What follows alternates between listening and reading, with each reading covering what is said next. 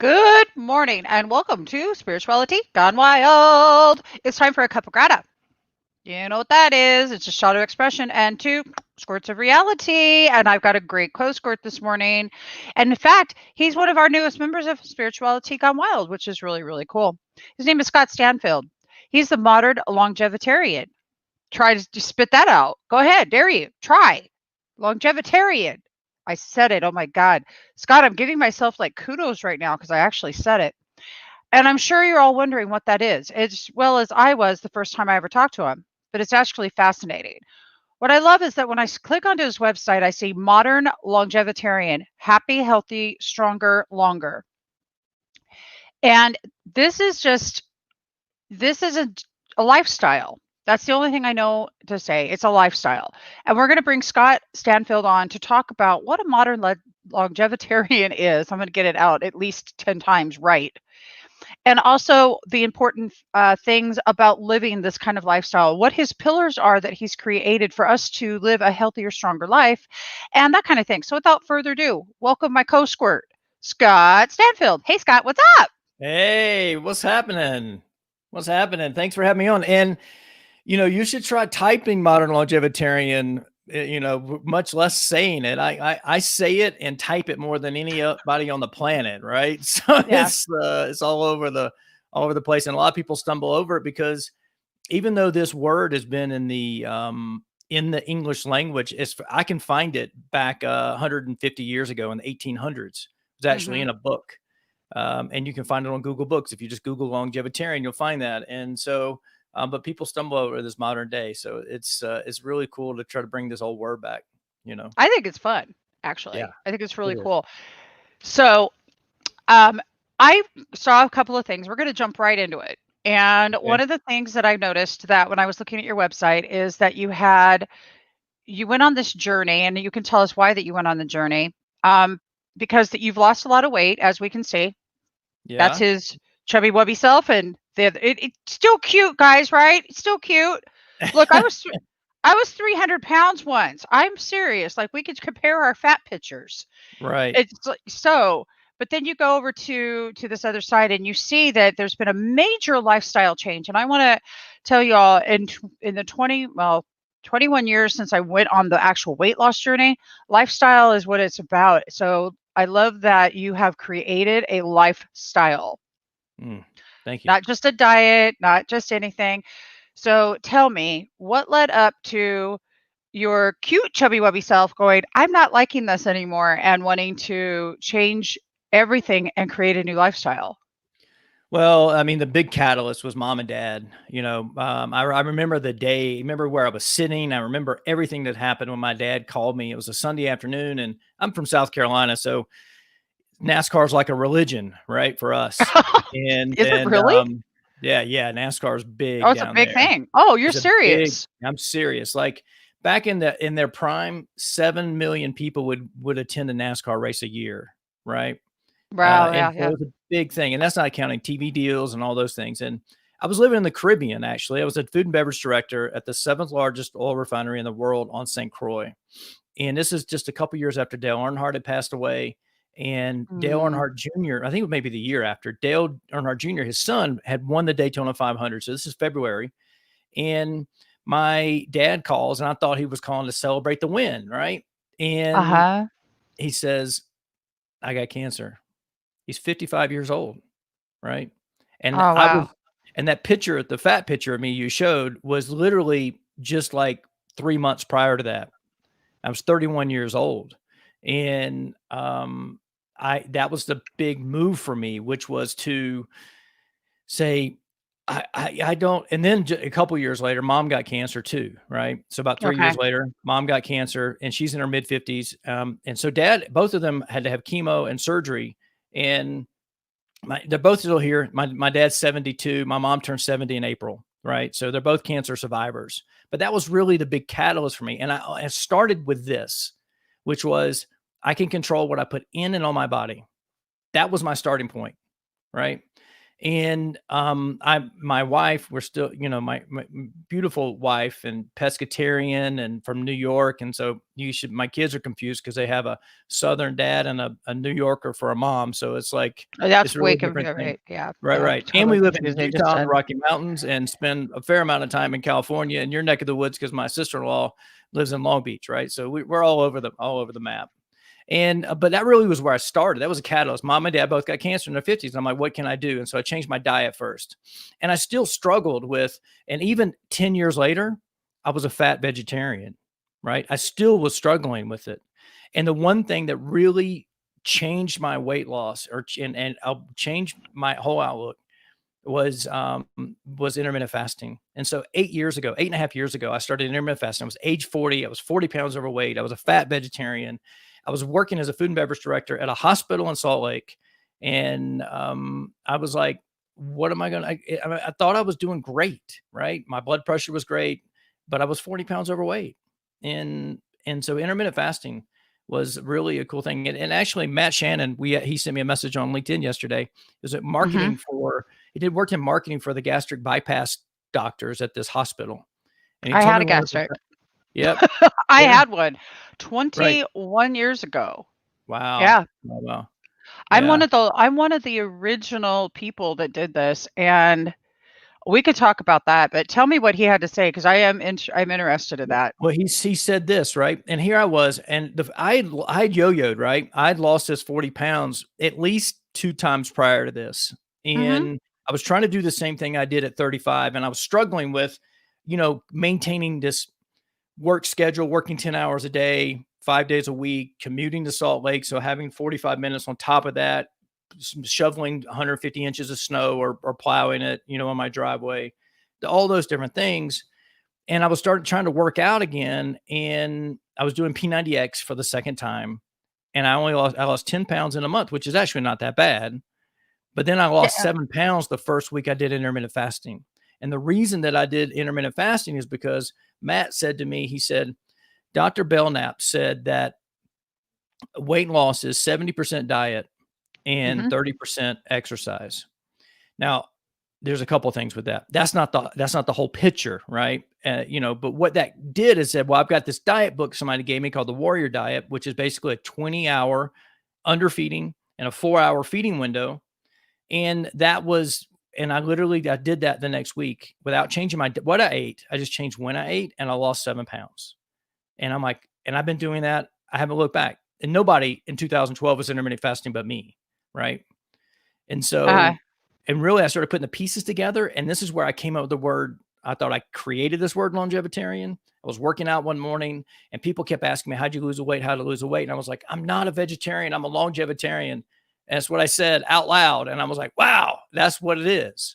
And so I've owned Mhm. Modern Longevitarian for 8.5 years. And I never released it until June this year. So, Wow. yeah. Okay, very cool. So, now what did your friend about the bariatric surgery say? Because here's what I've discovered is a lot of people who have had bariatric surgery, because I was curious about groups and I've been looking at them lately because I've been away from that Mhm. mindset and because what I did discover, you can be as thin as you want and unhealthy as unhealthy as all Right. it can be. Because Right. trust me, I know. I Mhm. mean, so and that's a great question. I see you out there in the audience, and I'll ask that in just a second. But so what did your friend in marketing say? Is it because we literally don't eat when you first have surgery? Right. And I used to have to visit patients that had surgery and ask them how their shake was or something like that, right? 'Cause that's Mhm. what they're eating, right? So what it it's really an interesting dynamic, right? When it comes to that. The only thing he really said to me was he said that diet is the biggest piece of the puzzle. And I knew that I hadn't changed that piece yet, right? Mhm. And so what happens is that we can't outwork out exercise a bad diet. We just can't. No. Here's what I've learned over the years. This is what it really is, right? So what happens is there's about 3 or 4 things that really spike insulin, right? And as long as your insulin is high, you're never, ever, ever going to lose weight because that sends a signal to your body to store fat. Okay. So Yeah. what happens is lack of sleep, right? Lack of sleep spikes insulin, the same as if you had a piece of cake, right? And on top of that, lack of sleep turns on the hunger hormone. It turns off the satisfied hormone, and it dehydrates you, and it makes you crave salty, sweet snacks and foods and things like that. So That's Lay's potato chips. horrible. Yes. So sleep is the most important. That's why I wrote a book. You can go to modernlongevitarian.com/sleep. And so you can download this free book on how to get the sleep of your dreams, right? That's really the most important piece and the most important pillar of all of them. And so the other thing is, that's just why low carb diets work really good in our Western world, is because high glycemic foods, sugars, pastas, breads, sweets, all those things, they spike insulin. Now, here's the thing. It takes 13 hours for insulin to get back down to the level where it will flip that switch and says to your body that it's okay to burn fat. Okay. So what 13 happens hours. is if you get in the morning and you have oatmeal, you spike insulin. Put sugar in your coffee, you spike insulin. Okay. Then you go to lunch and you have a salad that has sugar in the salad dressing, and I'm moving off the screen, right? Or you think you're eating healthy, but you get a little bit of sugar, or you have croutons on your salad, or or something like, or have a sandwich or French fries, spiked again. So it's never gone down. No 13-hour window is right. No 13-hour window has gone by. So your only signal you're sending your body is to store fat, right? So when you're a vegetarian, people think that you love pasta all of a sudden. So you're eating all these carbs, right? To keep going. Right. So I've been ketogenic for almost 5 years, but I've been intermittent fasting for 8.5 years. So keto was not a weight loss piece for me. It was a combination with the Wim Hof method, which you saw my little brief live I did this morning.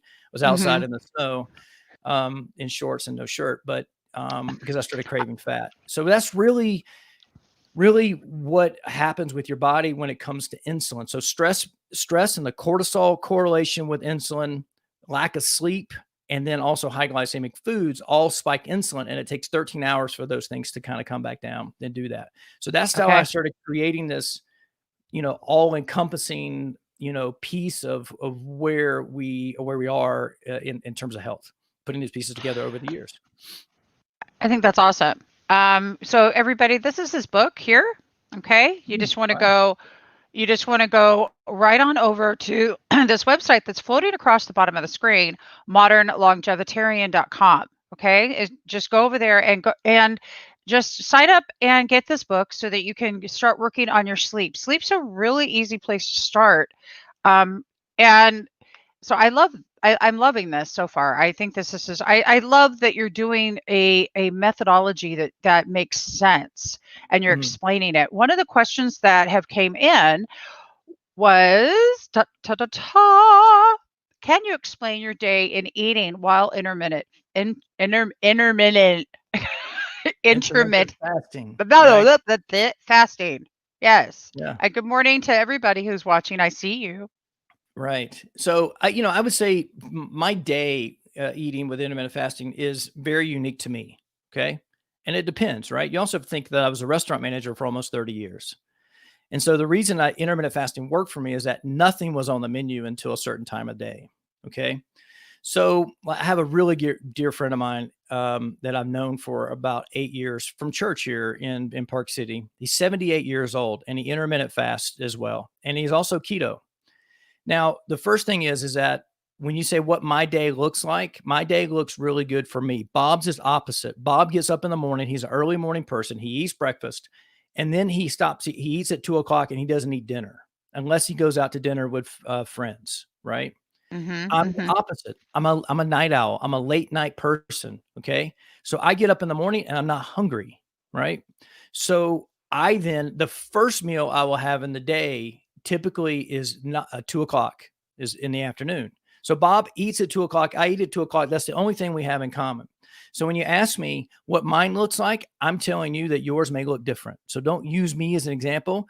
Go download that sleep book and then you'll find out what your sleep type is and when the best times are for you to eat, and listen to your body, listen to your intuition. Can't give you a prescription. This is not a one size fits all. Everybody has agency over their own genetic expression. Okay. But to answer your question, what was my day look like? All right.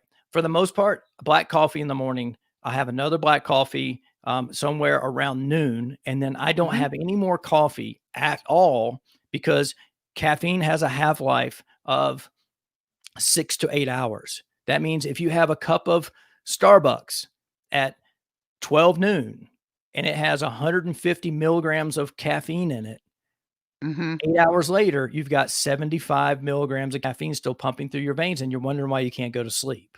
Okay. That could So be a problem. that could be a problem. So if you're like when I was a restaurant manager and I was drinking coffee at 6 p.m. to make it through the dinner rush to make it to 9 o'clock with high energy, I didn't go to sleep at 2 o'clock in the morning, and I didn't know why. All right. But so understand those pieces of the puzzle. So basically for me, nothing but for my best days or nothing but black coffee and water till 2 o'clock in the afternoon Okay. or later. Okay. I can push it to later. It's fine. Depends on what my day is. Now, on Wednesday on my live show and part of the Spirituality Gone Wild, I'm going to go over how I combine intermittent fasting and keto.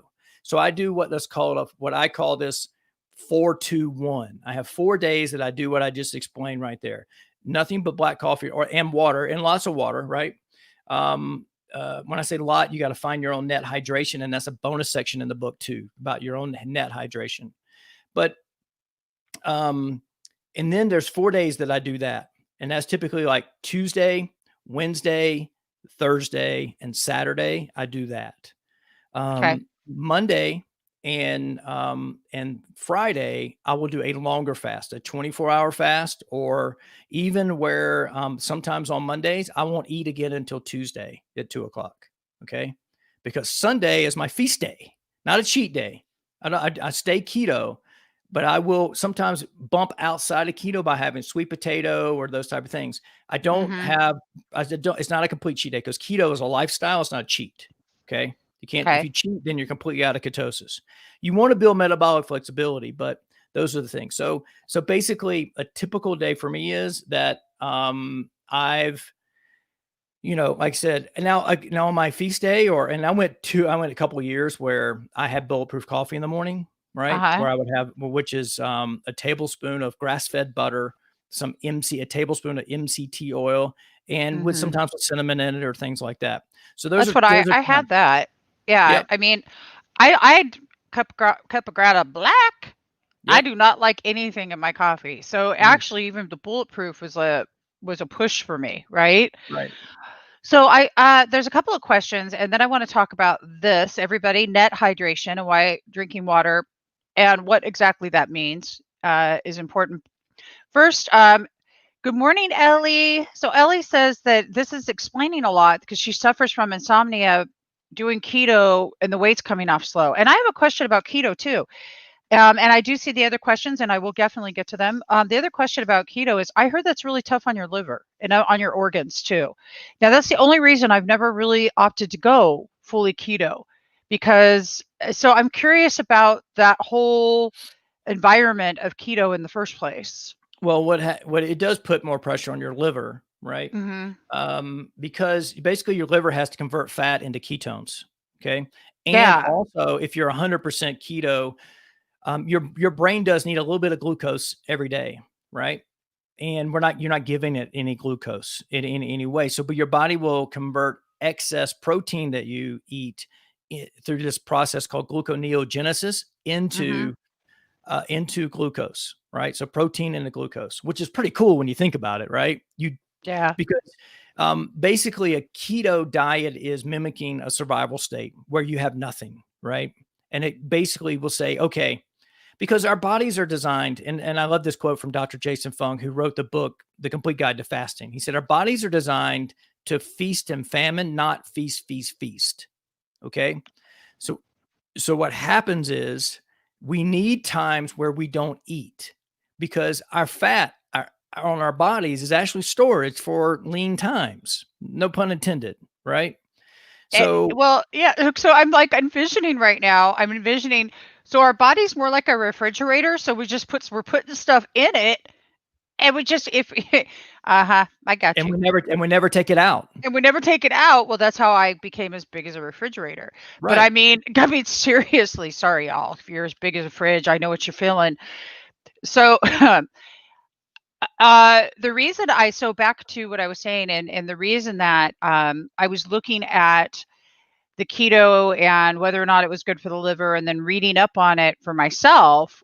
And the reason it alerted me was that I have been working on healing autoimmune. Autoimmune happens with our liver, as we know, and when we get into the liver, it's filtering out the toxins, and so do you then do a liver cleanse first so it's optimally ready to handle a keto diet? What kind of things do you prepare to even go into a keto? Well, okay. So as first, let's back up, right? That's why keto cycling is important. I mentioned that I cycle out of keto. Okay. Yeah, yeah. Mm-hmm. Right. By eating sweet potatoes on Sundays and things like that. But then I get back in through fasting on Monday. Right. And so it's either, I don't do it every week, but about every Yeah. 2 weeks, I make sure that I get out of ketosis and get back in. So yes, it's important if you're going to do it long term to cycle out and then get back in, right? Because you want to build what's called metabolic flexibility. So your body learns to burn fat and carbs. Okay. And so not just one or the other. So like, that's why being just cold is not good enough. You have to release toxins. So back to the liver. Back about 2 months ago, my face really kind of broke out. You know, it was like really bad. I had like eczema and stuff like that. And so I cured all that by doing coffee enemas, right? And coffee enemas stimulate glutathione production in the liver. And you know what, now that you mention it, it may be the fact that I've been keto for so long. It may be the fact that I've been around toxins my entire life, racing go-karts and working on cars and working in restaurants and breathing all the chemicals and all of those type of things. So, and we live in a toxic world. We live in a world where they spray wheat with glyphosate, which is Roundup, so they can harvest it and turn it over to a new crop, the land into a new crop in a faster time instead of allowing the natural process. So we're eating more toxins, consuming more toxins in our water. We are, taking supplements, not knowing what toxins are inside of those. We're breathing toxic air.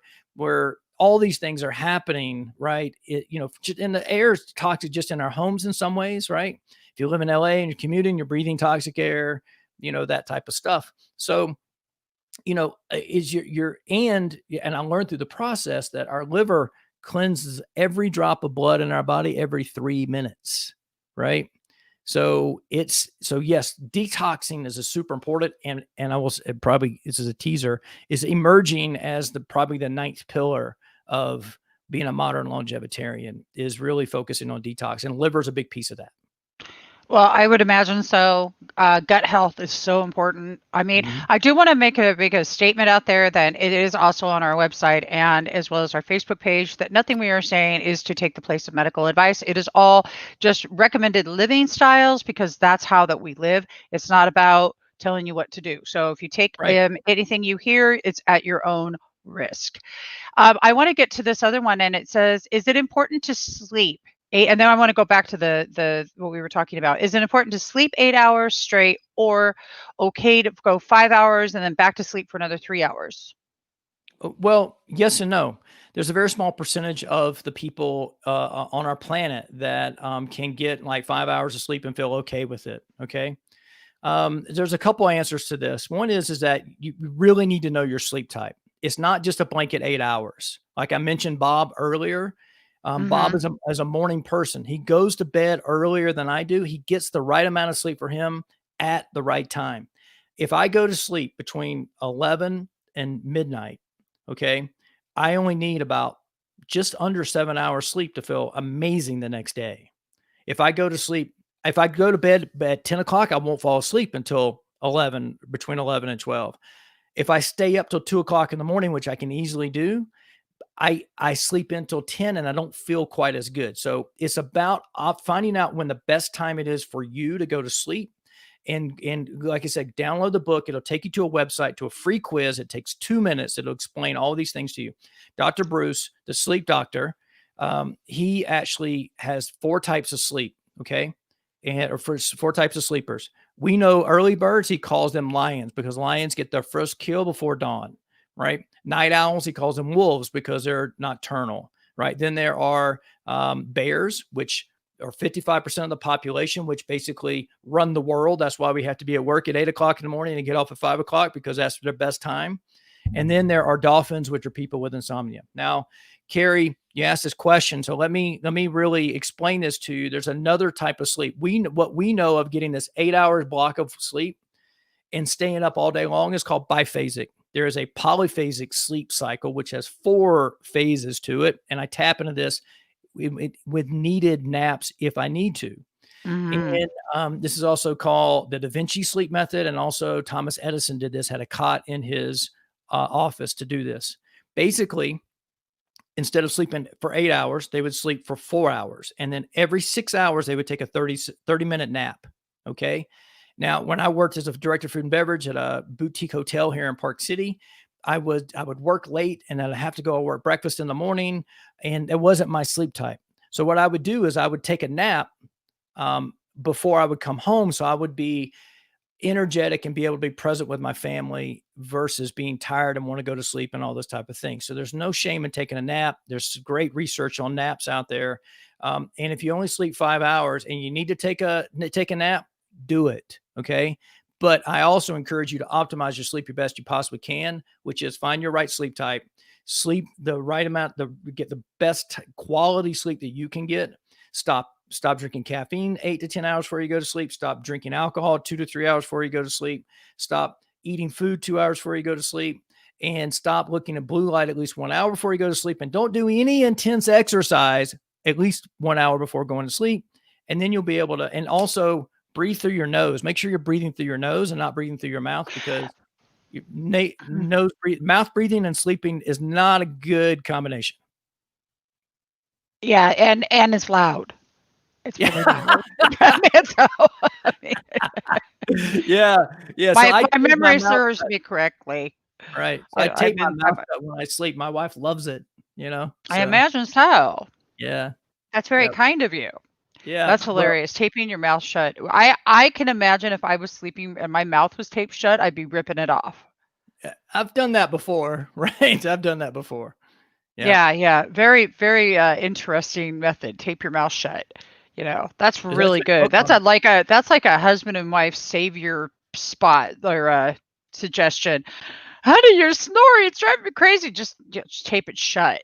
Yeah. That's all. Have you taped your mouth yet? I just see it now. That's a chapter in the book. That's a chapter in the sleep book. That is also, okay. I did a live show on that about 3 weeks ago. That's one of the best biohacks I've ever done. I've been doing it for 2 years.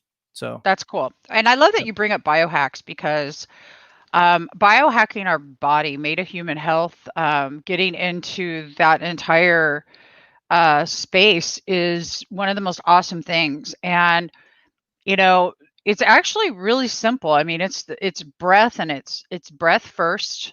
That's our first biohack, because that's the first thing we take when we're born. It's the last thing. Our breath is everything. How that we're breathing and oxygenating our cells, right? But then the next one, because I know that you've talked a lot on breath in past shows, and y'all can go watch those and check it out. But I want to talk about water. And I want to get to the second biohack. Is that your second biohack? Well, first is mindset. First is mindset, right? And I heard you on your show last night. You guys were talking about this, that we have to create things first in our mind, right? Then they're created in the world, right? When you were 300 pounds, right? And when I was, 200 pounds, you had to see yourself, the vision of who you were going to be, right? Even Bruce Lee, and Arnold Schwarzenegger said the same thing. It says the body will follow the mind, right?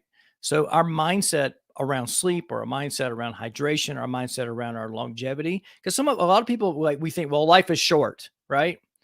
Right. Well, I keep an eye on the micro, which is carpe diem, seize the day, right? With also an eye on the macro, which is, what am I going to be doing 48 years from now? I'm still going to be a modern longevitarian, right? I'm still going to be building this business. I'm saying, what am I looking at age 90, in 95, 96, 97, age 100? What is my outlook for that? I'm setting goals for that type of stuff. So mine's wrapped around longevity and being a longevitarian in also an increasing health span. So back to what your original question was, my idea was not to live to be 100 or 110. It was to increase my prime years, or increase what people call now health span, versus lifespan. So if my dad gets cancer at age 55, his dad, my grandfather, died of cancer at age 62. My dad's brother-in-law, my uncle, died of cancer. He was 60 and a couple months old, all prostate cancer. And if I could move that to 85 or 95, I could change that health span. That's really, really what my focus is with that. So mindset's number one, breath is number two. I could go on and on and on about breath. That's really what I love about the Wim Hof method. Is the breathing exercises. Patrick McKeon comes in with that. I take my mouth closed at night. With that, James Nestor just came out with a new book, which is absolutely amazing, which is called Breathe, the Lost Art, the New Science of the Lost Art. And I quote him a bunch on that stuff. And then hydration is number three, right? And I want to get into that. And after the show today, I want you to remind me to connect you with somebody named R. Christian Menson. Okay. And he is one of the top breathwork experts in the world. Okay. And I've had him on before. And I want to tell you all that a show specifically dedicated to our breath, I think would be a very fascinating experience. So look forward to that coming very, very soon. As we get into water, here we go. The net hydration by drinking water is not enough. Okay. First off, you got a plastic bottle, so we know that that's a no-no. Just giving you, just saying, you got to use glass. But right. Just, seriously, guys, you really have to use glass. I like that picture. Sorry, I didn't think about the plastic bottle with that. Actually, it's really okay. I just had to give you some. You guys, seriously, let's talk about water. Water to me is one of the most fascinating substances on earth. It is soft. It is powerful. It is it's just everything. It holds memory. Yep. You can structure it.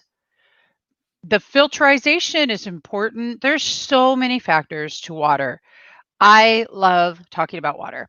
Just one of my favorite things in this world. And I know some of you don't necessarily love your water, but we're going to talk about that.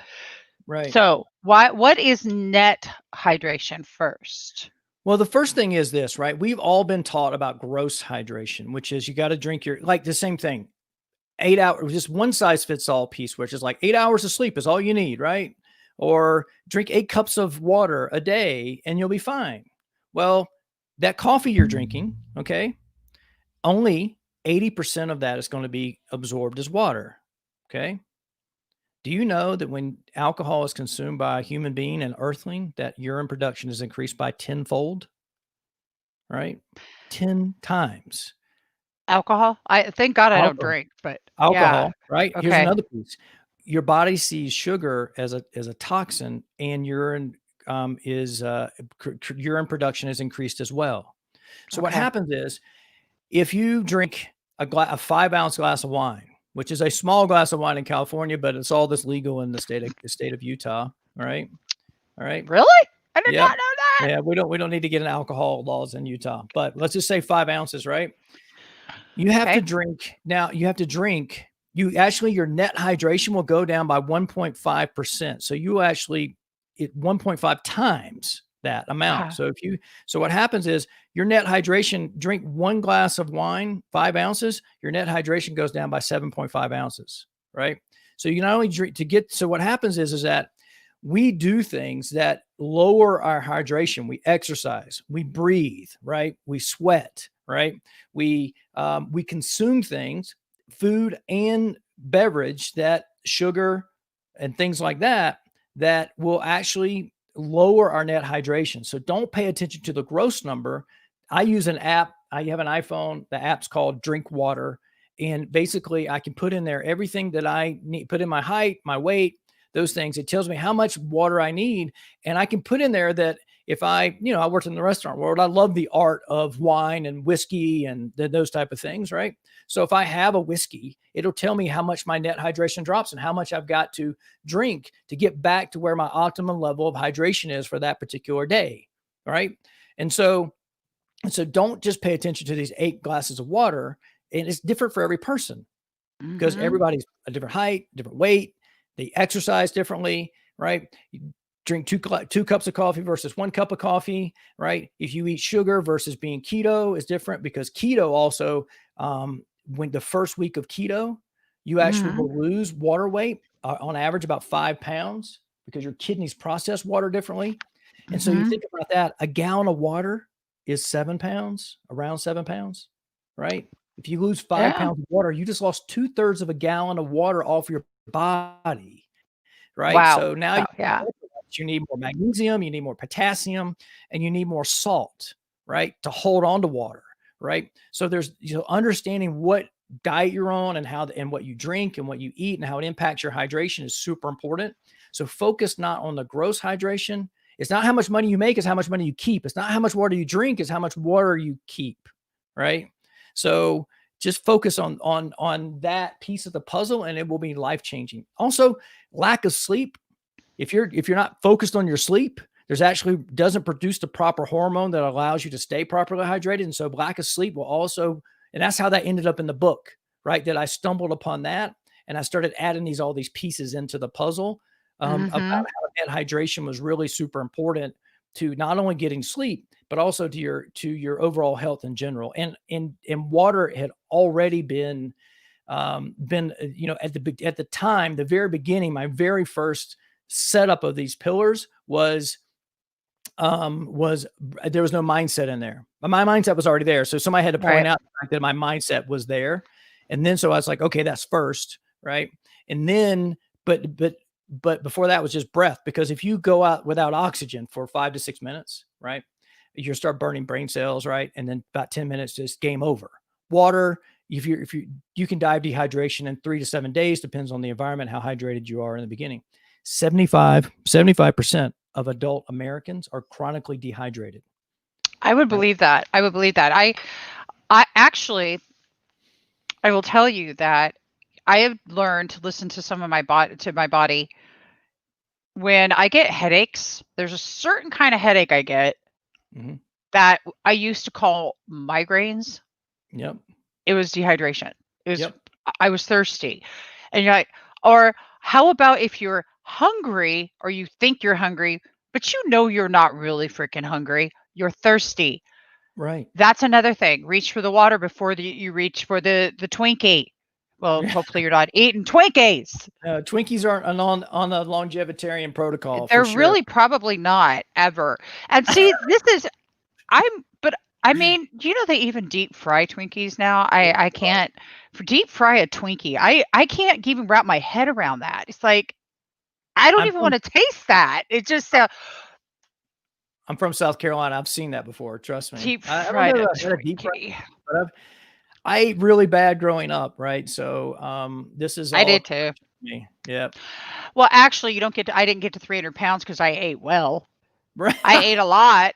I ate a Right. lot. Well, Right. actually, I was an emotional eater, and I didn't realize I was an emotional eater, Mhm. and I didn't have any idea. Actually, maybe a little bit. I was 32 when I had because I'm almost 53, and it's been just about 21 years. So I was Mhm. 32 when I had the surgery. I broke my back when I was 17. I literally couldn't keep up with my kids. Mm. And it was a life changing, altering decision. There's a Mhm. lot of things that I can tell you that if I had known, I probably could have just done this without it. Quite Right. frankly, honestly, to be real about it, if I had dealt with what was going on in the head in this space right here Mhm. first, then I would have been able to deal because I would have had the coping skills to deal with Right. the trauma and the PTSD that I was trying to stuff and hide from by eating too much. Exactly. I realized back then it wasn't about diet. I also realized that it was a lifestyle change. I Mhm. knew that that was real and that was true. But what I didn't so the emotional health, our emotional health, and I love that you said that that's first in your biohack. My biohack has been breath first. So Mhm. I love that you brought the mindset up because emotional intelligence, gratitude intelligence, and I can tell you right now, Ellie here, who's been commenting, and I love you by the way, and I love you, Khalees. I see you. And those who I don't see your name, it's just because it's not showing us. Melanie, I see you too. Um, Ellie is a graduate. She's a gratitude alchemist life champion, and she knows how emotional intelligence, gratitude intelligence. It's a skill set. That is a skill set that we love. I have a 21-day actually gratitude alchemy life experiment that anyone can do. And Mhm. it's really to get some of these emotional skill sets started. It's really about learning what our ego is and that part of our brain, rawr, rawr, that part, and how to Mhm. shift it into our frontal lobe and come from that space. You were talking about when somebody gets angry that they lose cognitive, they just lose everything, Yep. gone. Mhm. And it's like, it's literally they put their reptilian brain on and it comes out and they turn into like this monster of a person because that is what happens. Right. I have a whole language built around emotional intelligence, because it's been a big study of mine as I was leading restaurants, right? Yeah. And I refer to people as as that reptilian brain comes on, they're emotionally hijacked, right? And I also call it emotion because I'm a racer and I love cars and stuff. And referring to engines, I will say emotional misfires, right? And so because the engine's not running properly, right? They're not paying attention. It's just like it's out of control and it's just not the timing's off and all those type of things. And it happens to me until I have my amygdala removed. I'm going to process things emotionally. But the thing is even though I get hooked emotionally, I was just explaining this to my wife the other day because I got angry a couple nights ago, but I was able to catch it and get off the hook, right? Really Mhm. Mhm. quickly. And that's where the Right, right. self-regulation comes in. So first of all, you got to have awareness that you're actually been hijacked by your emotions. And then the second thing is you have to then say, okay, how am I going to regulate this? And there could be a very mechanical way of doing that. It could be a very Right. spiritual way of doing that. It depends on what works for you and what method of delivery that you like doing that. And there's so many great teachers in that. I know that you talk about Dispenza a lot, and I love Joe Dispenza. You know, I one of the do. and my I have a life coach, Malia, and we partner on a couple of things, and we are I actually bought when I first heard about emotional intelligence. I bought emotionalhorsepower.com, and I've owned that for 5 years. Right. And so, I'm really in about, I think that emotional, having this, emotional intelligence is really the driver to true success. Right. Because Mhm. when Mhm. I didn't have really good emotional intelligence, I was a stress pattern or an emotional eater as well. Right. And I worked in a super high stress, fine dining, big scale restaurants, and I was stressed out a lot. And I would be in the pantry foraging for, you know, before I was keto, carbohydrates, right? Or Yeah. then it was like cashews or pistachios, whatever, nut pecans or candied pecans or whatever, Cajun pecans at Ruth's Chris, right? Whatever I could do to Oh do that. god, So that sounds yeah, they put good. those in their chopped salad, I think, if I remember Oh correctly. my But god, that sounds so good. yeah, but yes, emotional intelligence is important, and also leading by example, leading your teams and your families by example on how to a be aware, b get off the hook when you've been hijacked or having misfires, and then coaching Yeah. them on how to do that through breath work, through like a 4x4 box breath. There's other things that you can do where like if you squeeze with your left hand, if you squeeze something with your left hand, it actually activates the right side of your brain, which is the logic side of your brain, cognitive side of your brain, and actually will help you get out of the emotional state as well. So I would teach this to people in restaurants. Be like, oh, wait a Mhm. minute. Are you upset? Oh yeah, blah, blah, blah, blah, blah, blah, blah, blah. I was like, hey, how about do this? Take that pen and just on the way to the table, just squeeze it 10 times on the way to and then they would come back and like, what did you do to me? Right. It's like, and so stuff like that, teaching people tricks like that. Well, I love that because it's in training the brain, in training the Mhm. brain. And brain entrainment is one of the biggest if you people can really start practicing different ways to redo what's going on in their head. Mhm. See, all of it's up here, you know? Right. It's all up here. And the fact that we have the control over that is the biggest aha moment in my life. Mhm. So I love that you're giving people tools to do that. I was like under-resourced last night by the time I got to my very last appointment. And I got a little just sort of like, ah, but that was an alert for me. It was an Right. alert that you're not well resourced. And I have a choice at that point. I almost just said, you know what? I'm just not going to do this right now at all, period. And just change my Right. agreement, shut it down, say, we'll do this another time, which is perfectly fine if that's what I would have needed to do because I was not resourced enough to fulfill the agreement. Right.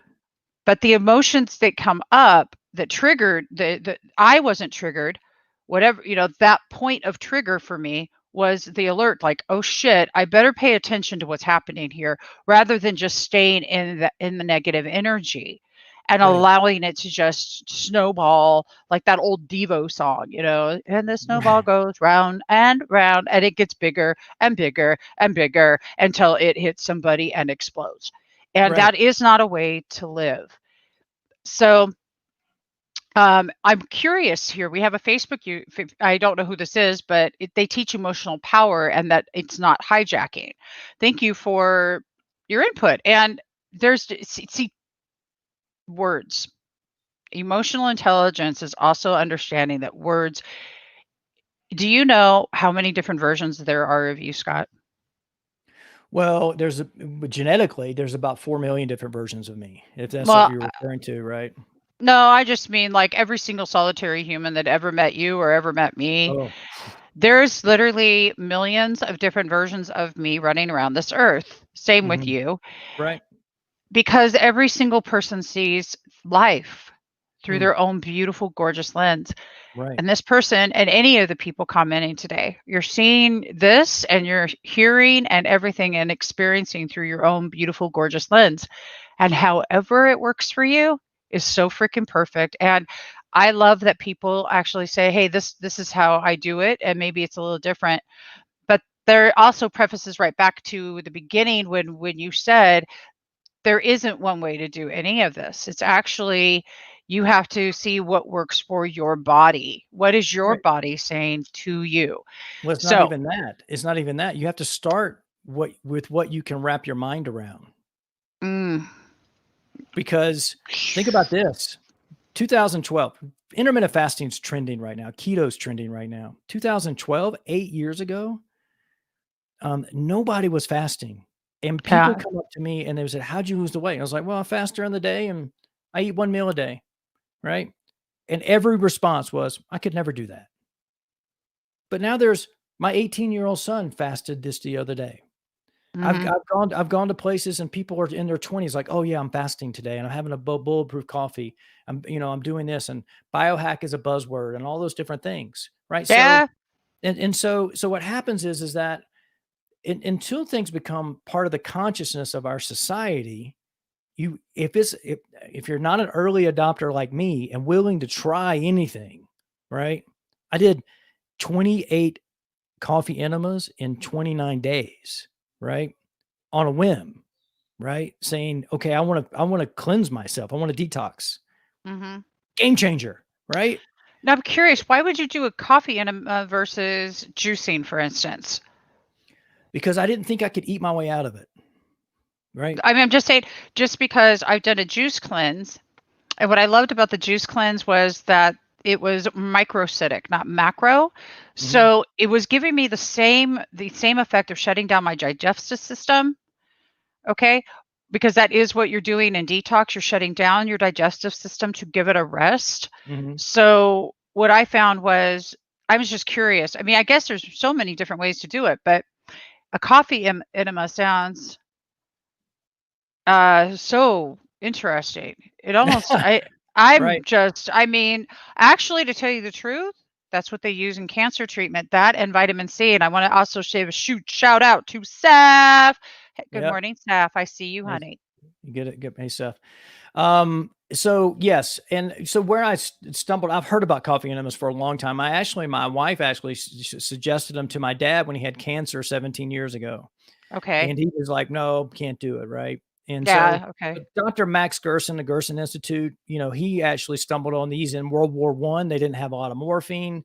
They had enough to get them through surgery, but not enough for post-surgery. So the doctors were prescribing enemas for pain relief. And the nurses, the only hot water mechanism that they had was coffee makers. So they ended up doing coffee enemas, and that's how they stumbled upon that, right? And do that. So like I said, Okay. coffee stimulates the liver in a way where it increases glutathione, which is the number one antioxidant in our bodies, by 300 to 600%. So if you're able to hold on even for 9 minutes and your body's and your liver's cleansing every drop of blood for every 3 minutes, you're getting 3 rounds of cleansing of your blood with this increased antioxidant in it. Drinking Wow. any juice is not going to do that for me. So I was doing something I different. feel you. I got Yeah. you. I But was now, doing okay, something but how do completely you different. do that? I mean, I don't need to know how to do the enema. I know how to do it. That's not the question. Right. Where What's do the you question? get, how do you use, I mean, what is it, your coffee grounds from after you're making coffee? No, it was fresh grounds, but I made sure it was like it was organic, and you can actually buy specific coffee that is a lighter roast for enemas. I just use I used the normal coffee that I had, but I always buy organic, sustainably raised, all these, really buzzwords, types of coffee, because I'm trying to put as few toxins in my body as possible.